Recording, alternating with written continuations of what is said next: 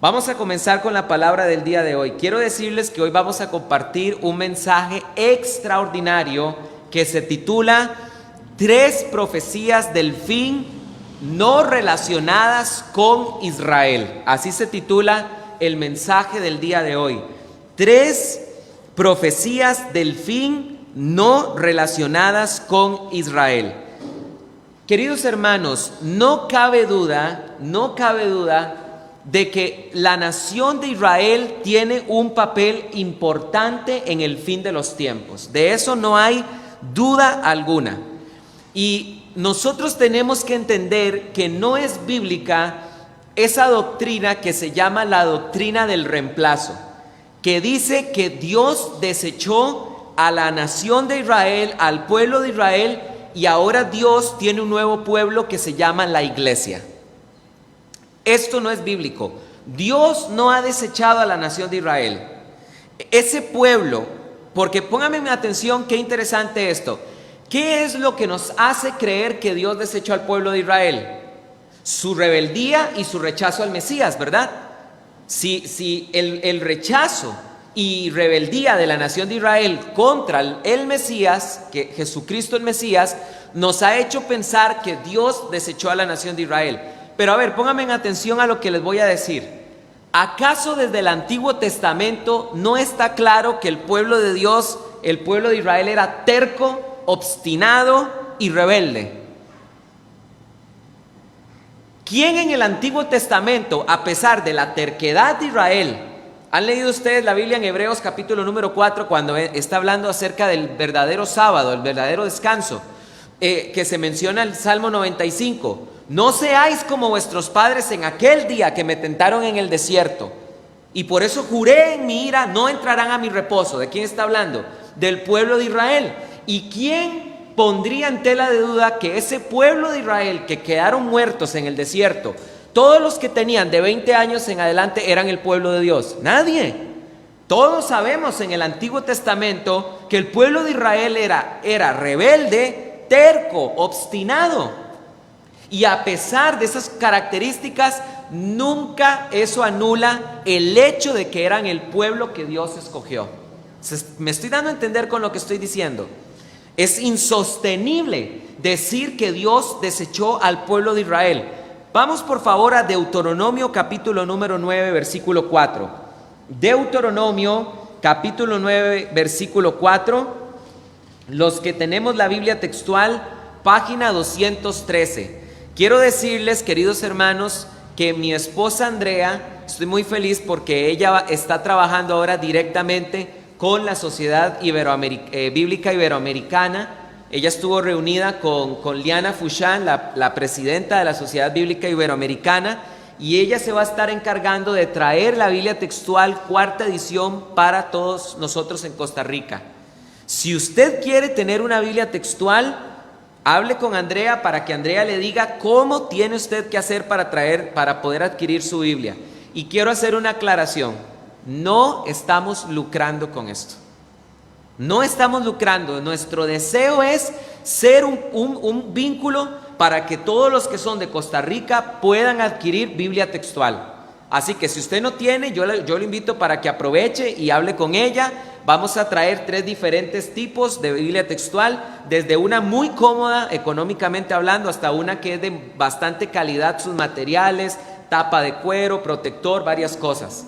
Pero si usted quiere su Biblia textual, escriba por favor, inclusive si usted es de Costa Rica, escriba su número de teléfono o correo en el chat, los que están escuchando por Facebook, para que Francisco pueda apuntar esos datos y Andrea les estará enviando un mensaje o un correo. Amén. Si usted quiere regalar la Biblia textual, acérquese a Andrea, porque un buen regalo que uno puede dar es la Biblia. Es el mejor regalo que usted puede dar. Dice la Biblia así en Deuteronomio capítulo 9, versículo del 4 al 6.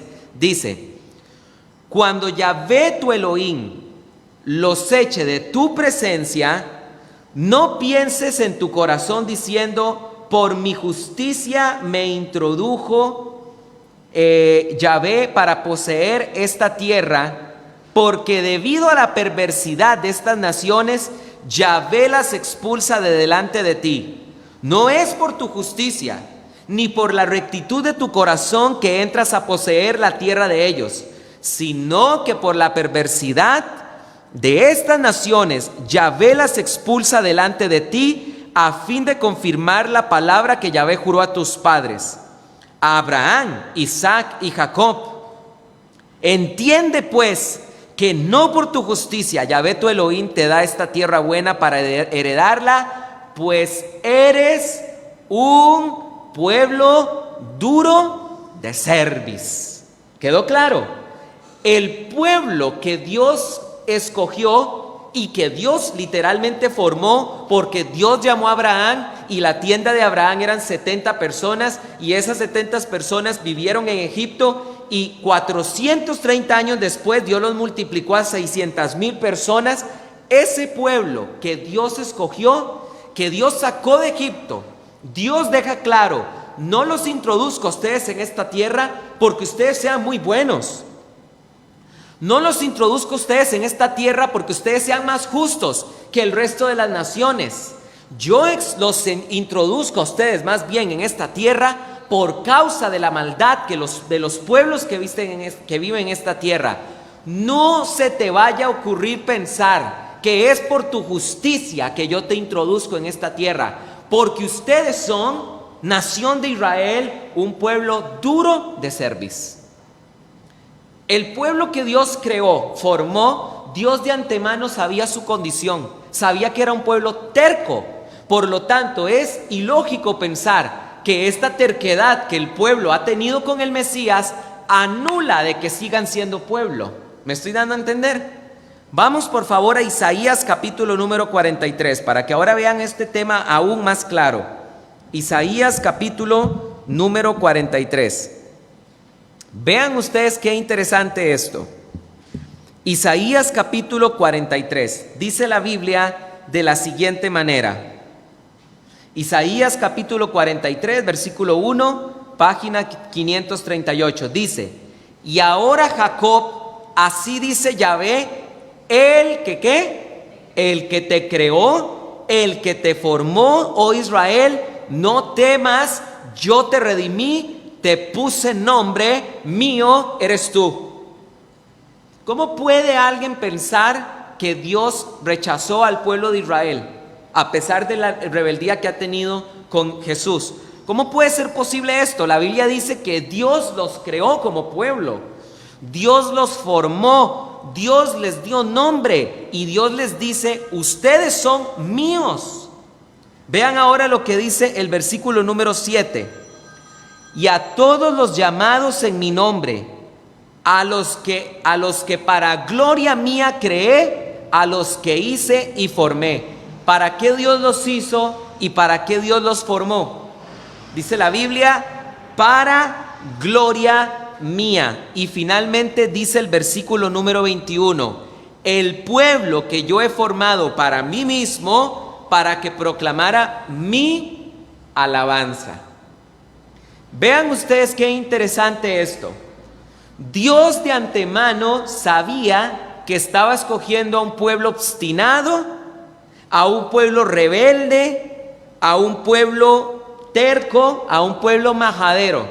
Pero ¿saben ustedes por qué Dios escogió a este pueblo sabiendo de antemano todo eso? Porque Dios, a través de toda esa terquedad y toda esa obstinación y toda esa rebeldía, Dios sabía que era su amor, su misericordia y su gracia que iban a ser exaltadas. ¿Se entiende? Por eso Dios los escogió. Dios se fijó en el pueblo más terco que hay sobre esta tierra para demostrar la grandeza de su paciencia, para demostrar la grandeza de su bondad. Y ahora quiero aplicártelo a ti mismo y a mí mismo. Quitemos ahora por un momento a Israel del medio y ponte a ti mismo. Que somos santos, ¿verdad? Sí, que no quebramos ni un plato, ¿verdad? Querubines, ¿verdad? Serafines. No, ¿verdad? ¿Cuánto Dios no te ha tenido paciencia? ¿Cuánto Dios no te ha pasado? ¿Cuánto Dios no te ha tenido paciencia? ¿En cuánto Dios no te ha tenido misericordia y gracia? Ahora míralo en tu vida. ¿Acaso no toda la rebeldía tuya en tus años de cristiano ¿Acaso no todas tus majaderías y terquedades no han dejado claro que Dios es un Dios compasivo, fiel y misericordioso? Dice la Biblia, aunque tú seas infiel, yo seguiré siendo fiel. Vean lo que dice la Biblia en Romanos capítulo 3, Romanos capítulo 3, del 5 al 8. Escúchenme bien, esta fue la teología que Pablo desarrolló. Pablo enseñó que toda la rebeldía de la nación de Israel exaltó las cualidades de Dios. Porque entiendan esto, cuando Dios escogió a Israel, no escogió a Israel por Israel en sí mismo.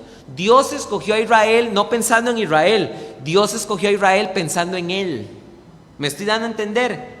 Dios no los escogió porque fueran el mejor pueblo de la tierra. Dios los escogió porque vio en ellos una excelente oportunidad para glorificarse a sí mismo. Cuando nosotros pensamos que Dios desechó a la nación de Israel por su rebeldía, estamos partiendo de una mala visión. Estamos partiendo de todo este asunto poniendo a Israel en el centro. Pero cuando entendemos que Dios es el centro y que Dios de antemano sabía todo esto para glorificarse a sí mismo, es que entendemos que es imposible que Dios haya rechazado a la nación de Israel. Romanos capítulo 3, del 5 al 8 dice lo siguiente: y si nuestra injusticia resalta la justicia de Dios, ¿lo ven? Nuestra injusticia contrasta contra la justicia de Dios. ¿Qué diremos? ¿Será injusto Dios injusto Dios que impone la ira? Hablo como hombre. De ninguna manera, de otro modo, ¿cómo juzgará Dios al mundo? Pero si mi mentira hizo abundar la verdad de Dios para su gloria, ¿por qué también soy yo aún juzgado como pecador? ¿Y por qué no decir, como somos calumniados y como algunos cuya condenación es justa, afirman que decimos, hagamos cosas malas para que vengan cosas buenas? Déjenme explicarles esto.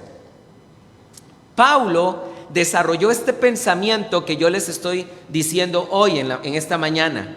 Nuestra injusticia hizo que contrastara la justicia de Dios.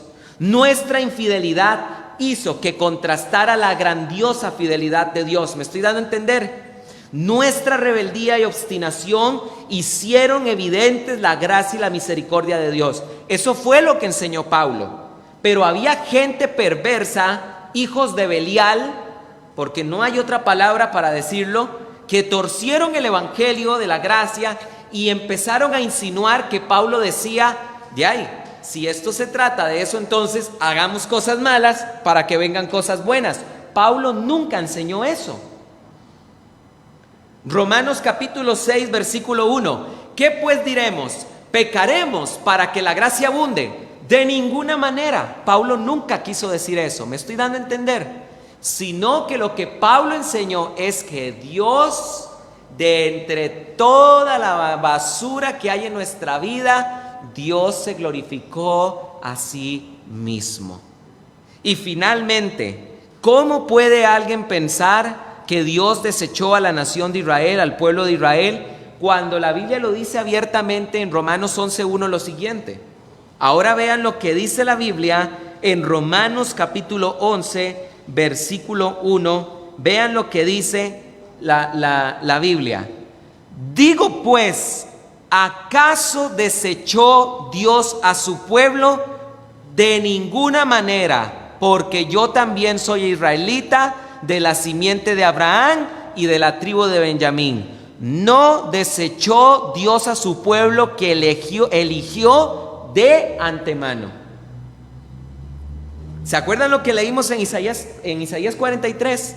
Yo los redimí, yo los formé, yo los creé, yo los hice, yo les di nombre para que glorificaran mi nombre, para alabanza de mi nombre. Dios no ha desechado a su pueblo que escogió de antemano. Jamás, nunca. Ahora, lo que pasa es que a veces partimos de una mala premisa, y es pensar que dentro de todo el pueblo de Dios hay salvación, y no es así. Vean ustedes el ejemplo del Antiguo Testamento. ¿Hubo salvación para esas 600,000 personas que salieron de Egipto? No, ¿verdad? No hubo salvación para todo el pueblo, porque siempre dentro de este pueblo étnico que Dios ha escogido, que es su pueblo, hay gente que tiene salvación y otras personas que no tienen salvación. Pero al fin y al cabo la Biblia enseña en Romanos capítulo número 11 que Dios todavía tiene un plan con ese pueblo de Israel que no cree. Dios tratará con ese pueblo todavía para que se cumpla la escritura y todo Israel será salvo. Pero ahora déjenme darle un giro por completo a esta predicación de esta mañana, porque aunque he dejado bien claro de que Israel tiene un papel importantísimo en el fin de los tiempos, uno de los más grandes errores es cuando nosotros solo ponemos la mirada en Israel con relación a lo que está pasando en Israel, ¿verdad? Porque ¿quién puede negar que estamos todos conscientes en este lugar de lo que ha estado pasando hace 12, 13 días en Israel? Cómo más de 4,000 misiles han estado siendo arrojados sobre Israel, y cómo Israel también ha estado bombardeando ciertos sectores donde se encuentra Hamás. Por supuesto que es importante ver lo que está ocurriendo con la nación de Israel, pero ¿saben cuál es el problema? De que no todas las profecías del fin de los tiempos tienen que ver con Israel. Y a veces llevamos esta verdad a un extremo y pensamos lo siguiente. Yo he sido de los que pensaban de esta forma. A veces pensamos que Israel es el reloj profético de Dios, pero Israel no es el reloj profético de Dios. El reloj profético de Dios es la Biblia, porque la Biblia nos enseña cuáles son las señales verdaderas acerca del fin. Que hay muchas que tienen que ver con Israel, sí, pero no todas tienen que ver con Israel. Y yo hoy les voy a hablar a ustedes hoy de 3 señales que son definitivamente claras de que estamos en el fin de los tiempos y no tienen nada que ver con Israel. Y es más, a veces estamos tan pendientes de lo que está pasando con Israel que nos resulta incapaz de ver las otras profecías que inclusive están en nuestro contorno inmediato. Pónganme mucha atención. Las 3 profecías que estoy a punto de mencionar son profecías que no están allá en el Medio Oriente, están entre nosotros día a día y nos demuestran que realmente estamos en el tiempo del fin. ¿Cuáles son esas 3 profecías? En primer lugar, para que tomen nota, la primera señal no relacionada con Israel que nos indica que realmente estamos en el tiempo del fin es la aparición de la apostasía. La aparición de la apostasía. Vayan por favor conmigo a Segunda de Tesalonicenses capítulo 2 versículo número 3. Segunda de Tesalonicenses capítulo 2 versículo número 3, por favor.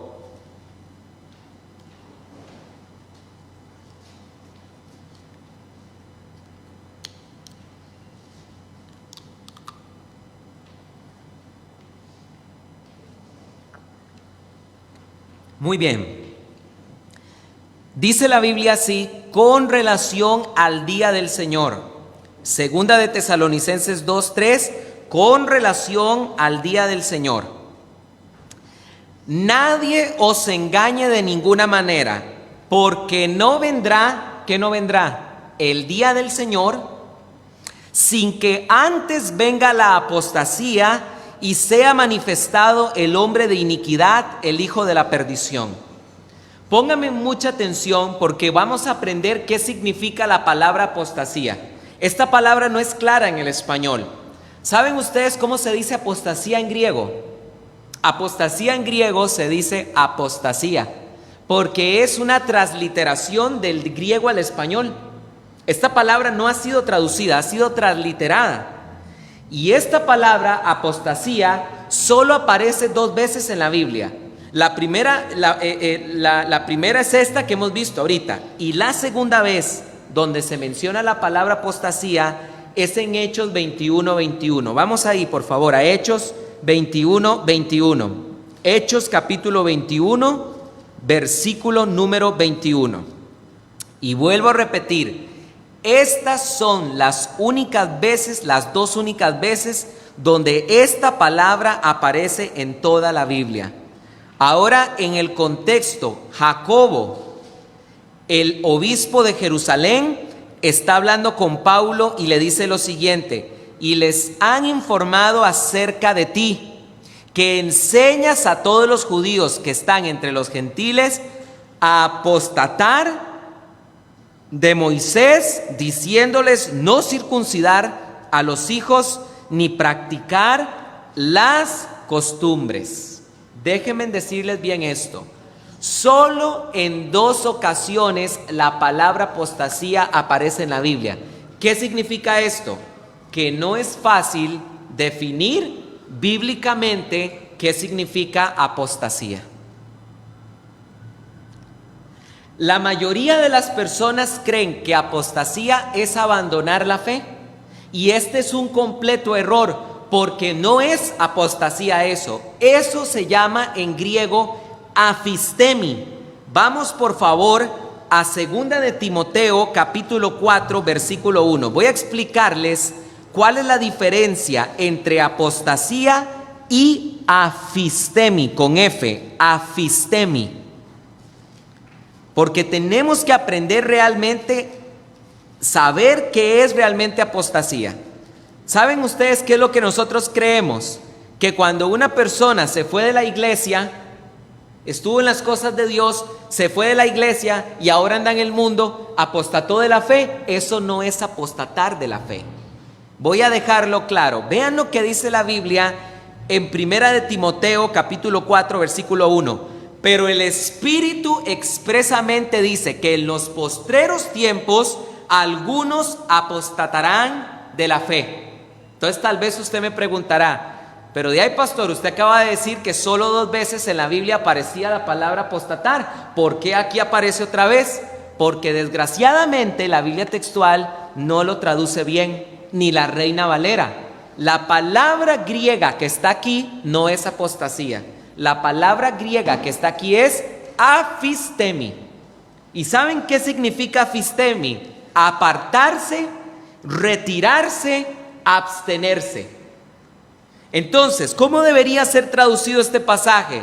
Pero el Espíritu expresamente dice que en los postreros días algunos se apartarán de la fe, escuchando espíritus engañadores y a doctrinas de demonios. Voy a decirles que todas esas personas que se han ido de la iglesia y que tuvieron cierta relación con el Señor en algún momento y que ahorita están en el mundo, no son apóstatas, son personas que se han apartado de la fe.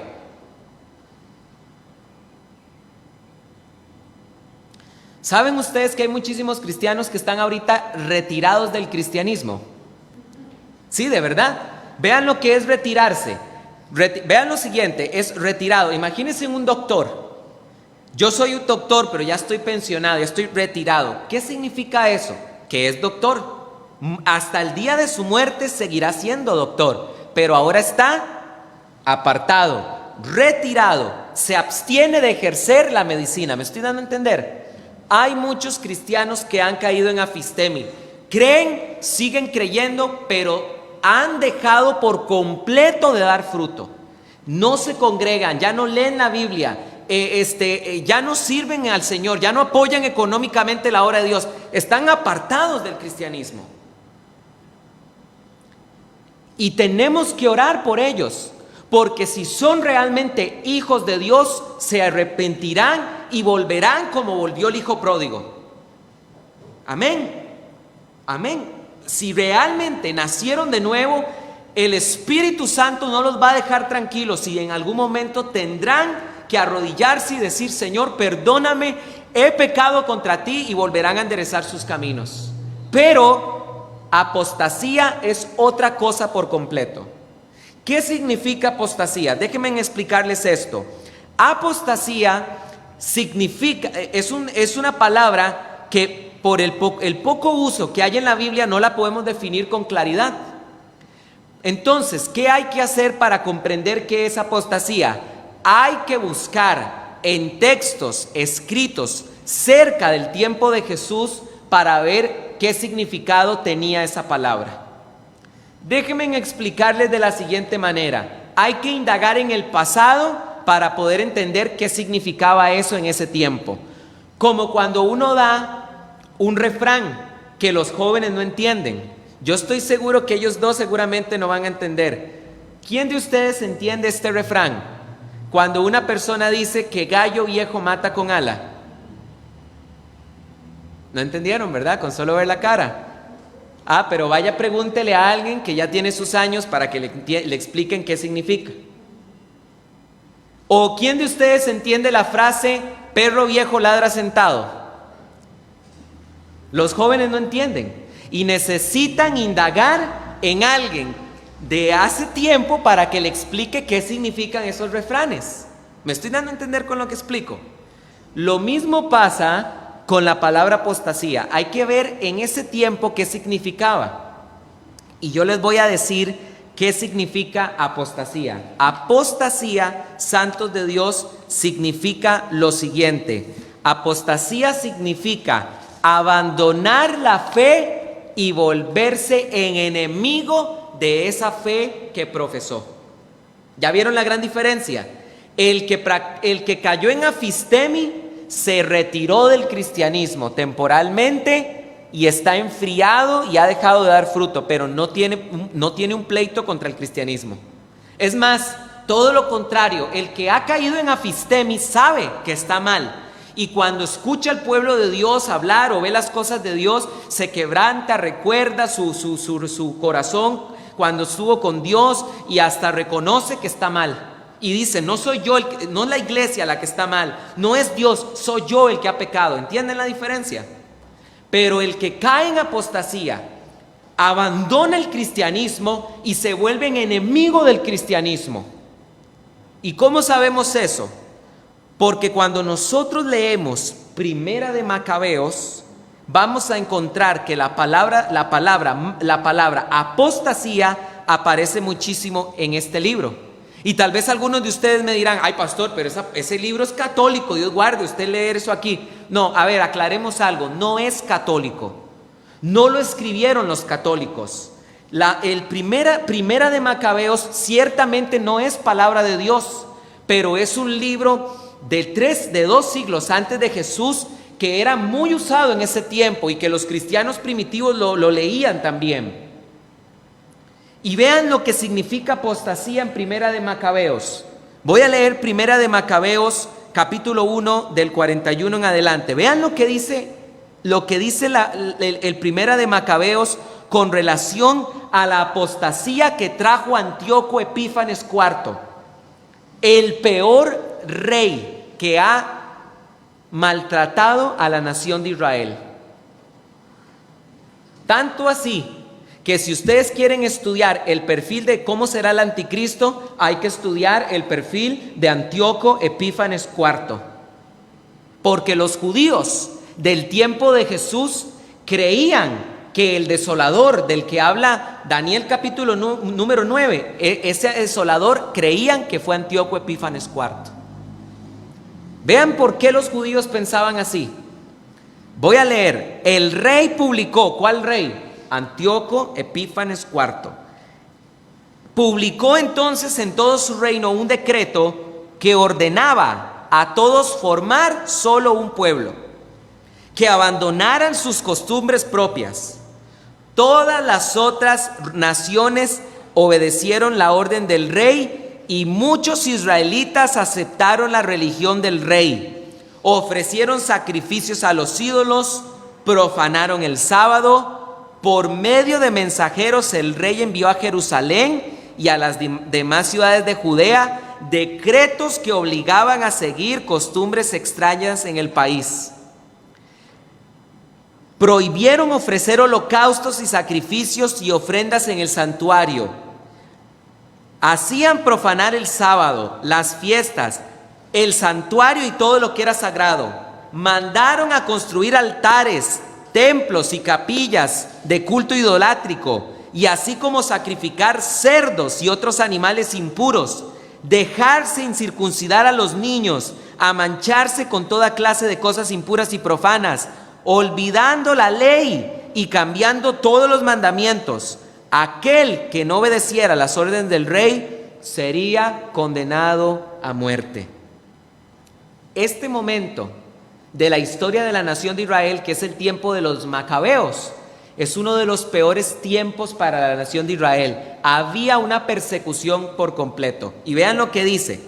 Después dice: muchos judíos, traicionando la ley, acudieron a cumplir estas órdenes con esa perversa manera de proceder, y obligaron a los verdaderos israelitas a esconderse en toda clase de refugios. ¿Ya entienden qué es apostasía?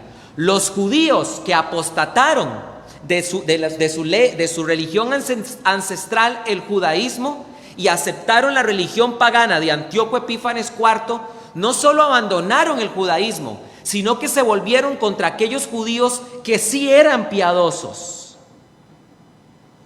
Eso es apostasía. Y es en ese contexto que dice lo siguiente, Primera de Macabeos 2:15. Los enviados del rey encargados de imponer la apostasía, ¿ya entendieron? El uso que se le da a la palabra apostasía. Déjenme decirles, queridos hermanos, que la apostasía es una de las señales del fin de los tiempos. ¿Y cómo vemos la apostasía hoy en nuestros días? Déjenme contarles cómo yo he visto la apostasía. En mis 18 años de ser cristiano, yo he conocido gente que ha tocado en iglesias, que estuvo tiempo en iglesias, que participó de discipulados, y de repente se mete con la música metal satánica que blasfema contra Dios, y se tatúan, se dejan el pelo crecer, ¿verdad? Camisas de demonios, ¿verdad? Y todo, y ahora critican a los cristianos que no quieren escuchar esa música. ¿Ya entienden? Eso es un ejemplo de apostasía. Yo he visto eso. He visto cristianos que cuando los cristianos dicen: yo prefiero no escuchar música del mundo, yo me quiero santificar delante de Dios. Estos abortivos del cristianismo se vuelven contra los que quieren hacer las cosas bien.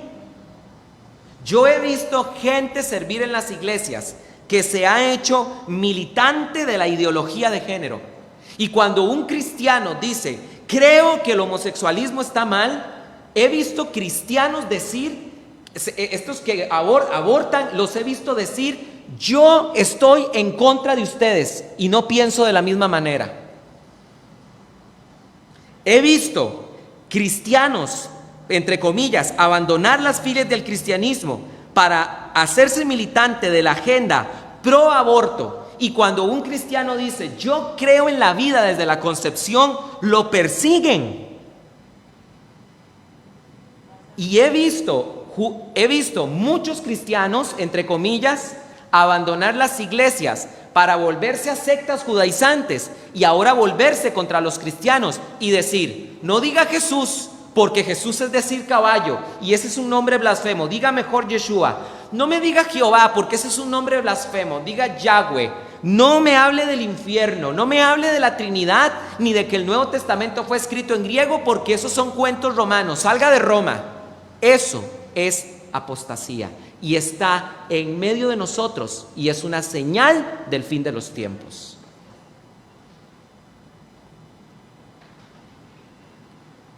¿Entendemos esta señal tan contundente? Pablo dijo: no vendrá el día del Señor hasta que primero venga la apostasía. ¿Ya entienden ustedes qué es apostasía?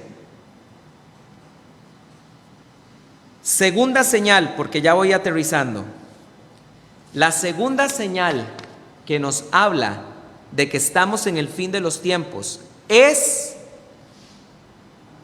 el amor de muchos se enfriará. Vamos por favor a Mateo capítulo 24 del 12 al 14. Mateo capítulo 24 del 12 al 14. Mateo capítulo 24, del 12 al 14. Déjenme explicarles algo.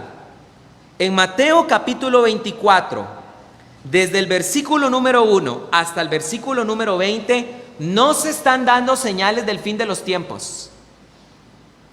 Todo eso que ustedes escuchan de oiréis de guerras y rumores de guerras, habrá hambres y pestilencias, se levantará nación contra nación y reino contra reino, todo eso son señales de la destrucción del templo que ocurrió en el año 70.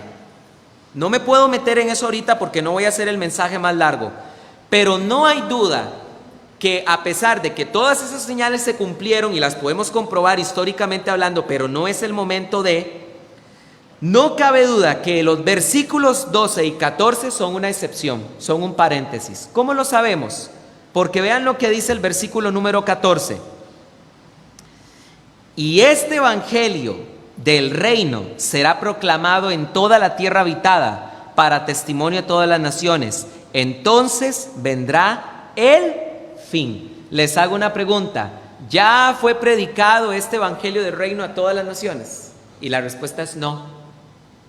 Hay un montón de gente en este mundo que ni siquiera ha escuchado en su vida acerca de la primera venida de Cristo. Por lo tanto, este pasaje que está acá, los versículos 12, 13 y 14 son un paréntesis. No eran señales de la destrucción del templo, eran señales del fin. Y vean lo que dice el versículo número 12. Y por haberse multiplicado la maldad, el amor de muchos se enfriará. Mas el que perseveró hasta el fin, este será salvo. Y este evangelio del reino será proclamado en toda la tierra habitada para testimonio a todas las naciones. Entonces vendrá el fin. Y en mis 18 años de ser cristiano, si hay algo que he visto que ha aumentado en los 2 últimos años, es ver cómo muchos cristianos que caminaban bien se enfriaron por causa del aumento de la maldad. Hay cristianos que están decepcionados del cristianismo, que están aburridos del cristianismo. ¿Por qué? Porque el pastor falló, porque el pastor cometió un error, porque el líder de alabanza cometió un error, porque el maestro de escuelita dominical cometió un error, porque un día el diácono le sacó la lengua. Gracias a Dios no tenemos de esos en esta iglesia aquí.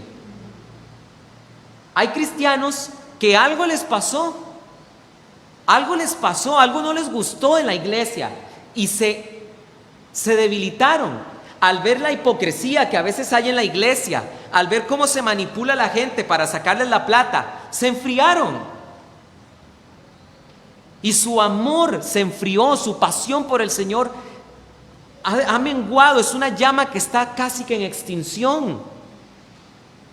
Y quieren que les diga algo y les abro mi corazón. Si hay algo que a mí me afecta en mi fe cristiana, es ver cómo los cristianos pierden su amor y su pasión por el Señor. Ayer en el culto sabatino yo estaba diciendo esto y el pastor Rubén confirmaba que es cierto. Miren, no hay un solo pastor que en todo su ministerio no piense en algún momento en abandonar el ministerio y dejar de ser pastor. Y las veces en las que yo he pensado en dejar el ministerio y no ser más pastor, es cuando he visto cómo esas personas que se discipulaban, que servían al Señor y que caminaron bien, se enfriaron y ahora no se congregan, no sirven al Señor, no leen la Biblia, no están comprometidos con la obra de Dios, no ganan almas, no son influencia en su entorno, más bien se convierten al entorno. A mí eso me afecta mucho en la fe. Me ha dolido montones ir a campamentos con jóvenes con 50 jóvenes a un campamento y verlos llorar y verlos en la presencia de Dios llorar y entregarles su corazón al Señor y verlos por un año caminar bien y discipularse, y algo les pasó y su amor se apagó, se enfrió, y eso a mí me afecta muchísimo en la fe. Pero ¿qué dice la Biblia en Hebreos capítulo 12, versículo 1? Puestos los ojos en Jesús, el autor y consumador de la fe. Amén. Miren, si yo les dijera a ustedes, y gracias a Dios por los que siguen firmes, aquí Marcelo no me deja mentir. Marcelo fue estudiante mío en un colegio que no era cristiano, y Marcelo fue conmigo a campamentos donde fueron más de 50 jóvenes que no creían en Cristo. Alonso fue también testigo, él fue conmigo a esos campamentos y vio a sus jóvenes llorar y vio a sus jóvenes entregar su corazón al Señor. ¿Dónde están esos jóvenes? Solo uno. De cientos de jóvenes, solo tenemos uno firme en la fe. La tercera señal del fin de los tiempos es que el mundo se encontrará antes del fin como en los días de Noé. ¿Se dan cuenta? Son 3 señales que no tienen nada que ver con Israel y que están aquí enfrente tuyo. Y a veces por estar pendiente de lo que ocurre en el Medio Oriente, y si tiraron con un cohete, se nos olvidan ver estas señales tan contundentes. No lo voy a leer, pero Jesucristo en Mateo capítulo 24 dijo con respecto a aquel día: nadie lo sabe, mas será como en los días de Noé, donde estaban comiendo y casándose y dándose en casamiento, y no entendieron hasta el día en que les vino la calamidad. Juzguen ustedes si no estamos como en el tiempo de Noé. La iglesia dice: Cristo viene, Cristo viene, Cristo viene, y la gente no lo cree. La gente hay gente que se enoja porque les hablemos de Cristo. Hay gente que se enoja contra nosotros. No me hable de Jesús, no quiero nada de religión. Yo no creo que el Señor venga. Eso es un cuento. No entendieron hasta el día en que les vino el juicio. Y saben ustedes algo que tenemos que entender de Noé, es que Noé no solo construyó el arca, Noé fue pregonero de justicia. Noé predicó la justicia y llamó a la generación de su tiempo al arrepentimiento todo ese tiempo que construyó el arca, y no le creyeron.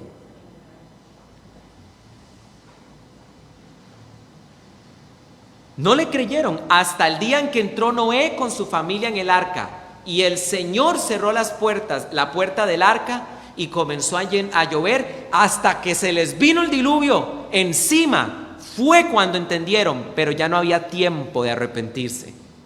Porque dice la Biblia: buscad a Yahvé mientras Él pueda ser hallado.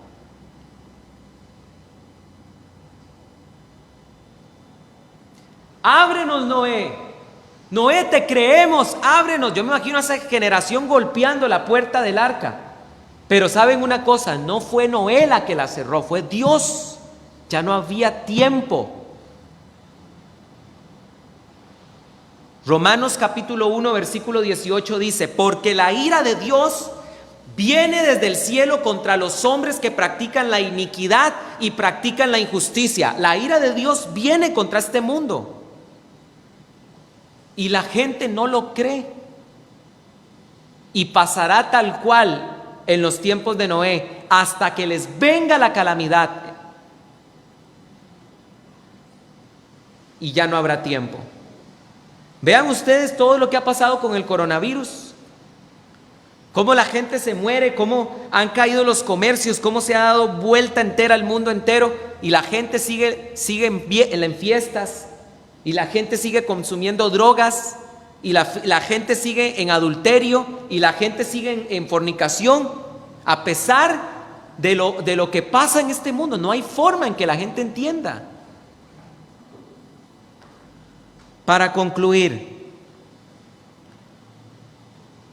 ¿cuál debe ser nuestra posición como iglesia hoy ante estas tres señales tan contundentes? Lucas capítulo 12, del 54 al 56 dice esto: dijo también a las multitudes: cuando veáis una nube que sale del poniente, al momento dicen: viene aguacero, y sucede así. Y cuando sopla un viento del sur dices: habrá calor abrasador, y sucede. Hipócritas, ¿sabéis distinguir el aspecto de la tierra y el cielo? ¿Y cómo no sabéis distinguir este tiempo? ¿Cuál tiene que ser la posición hoy de esta iglesia, amados santos de Dios, ustedes que están aquí y ustedes, amados santos de Dios, que nos están escuchando por Facebook? ¿Cuál debe ser la posición de Dios ante estas tres grandes señales? Que no podemos ser hipócritas y tenemos que reconocer el tiempo en el que estamos. Y le digo yo hoy a la congregación con todo mi corazón: velad, porque no sabéis a qué hora ha de venir vuestro Señor. Mas bienaventurado es todo aquel siervo que cuando su Señor regrese, le halle haciendo su voluntad. Iglesia Río de Dios, no dejemos de velar, porque no sabemos el día en que vendrá nuestro Señor. El día viernes estuve viendo con mi esposa una película del arrebatamiento, nunca la había visto. Y la película trataba de una mujer, ¿verdad? Una familia, la señora era creyente, había un niño, había una muchacha de más o menos unos 22 años que no creía, harta de que su mamá fuera cristiana, y el esposo, que era piloto en adulterio con una de las azafatas del avión, de la aerolínea.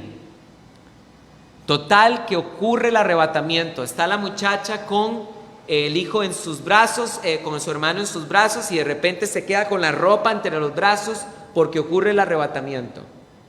Y sale desesperada a buscar a su hermano, no lo encuentra por ningún lugar. Llega a la casa con la esperanza de que su hermano esté ahí, y se encuentra que no está tampoco su mamá.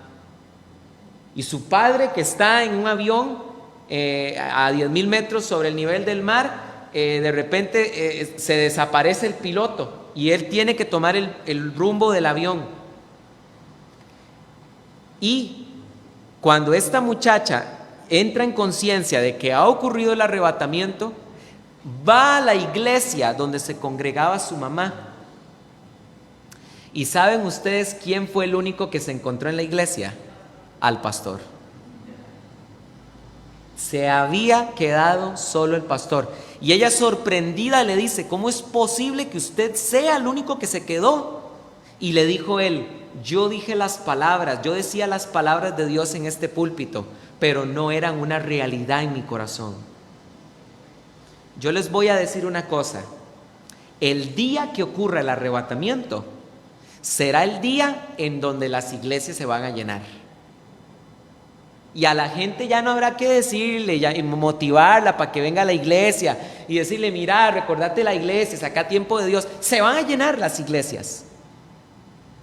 Porque ¿cuál es la realidad de esto?